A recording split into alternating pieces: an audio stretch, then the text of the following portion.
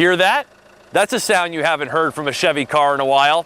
In my 17 years of test drives, this is the first American car I've had with a diesel engine. But the headline here is 46 mpg highway, and that comes courtesy of the Chevy Cruze.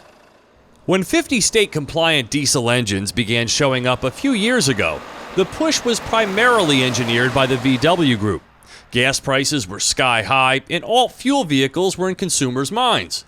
So Chevy decided to see how a small diesel-powered car would do against competitors' hybrids and other diesel models. Now in its second year, Chevy's best-selling global car with a 2-liter clean turbo diesel is the choice for about 1 out of every 10 Cruze buyers in the U.S. GM's unreliable diesel models from the 80s left Americans with a negative impression of this gasoline alternative, but with so many advancements in the technology since then, diesel cars nowadays are no more of a concern than any other propulsion you may choose. So why go Cruze Diesel?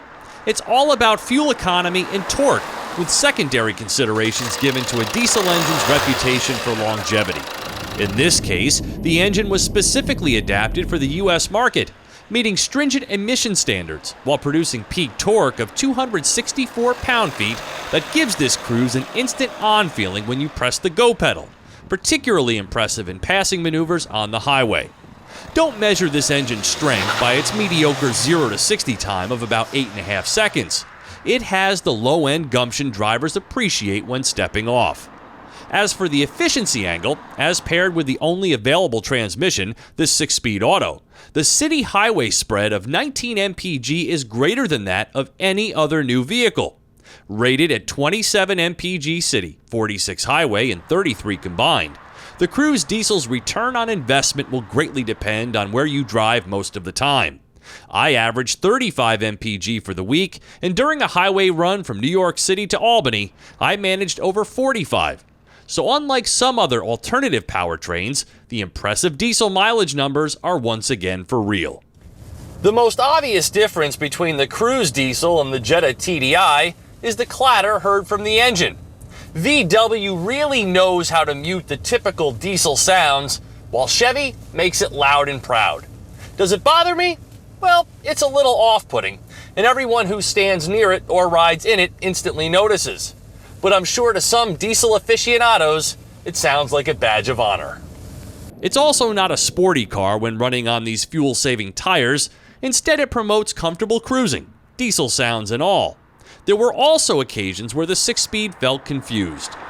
The Cruze debuts an updated front fascia this year with LED daytime running lights, and the diesel model comes with a rear spoiler, an aero performance package, and ultra-low rolling resistance tires. Inside, Apple's Siri integration is a welcome addition, as is OnStar with 4G, not 3G, built-in Wi-Fi hotspot. The sport mesh trim used around the cabin is a unique look, and though the next generation Cruze will debut shortly as a 2016 model, this car has maintained its premium composure quite well, with features such as a backup cam, side blind zone and rear cross traffic alert, and the very agreeable Chevy Mylink system with navigation. Remote start is always appreciated too. And as long as the folks in the front aren't too long-legged, the rear seats are usable and are elevated for better forward visibility. Priced as the premium model in the Cruze lineup from $26,485 and stickered here for $29,105, the Cruze Diesel's nemesis is the gas-fueled Cruze Eco, which the EPA estimates costs $100 less per year to fuel, with the culprit being the high cost of diesel versus a gallon of regular. For TestDriveNow.com, I'm Steve Hammis.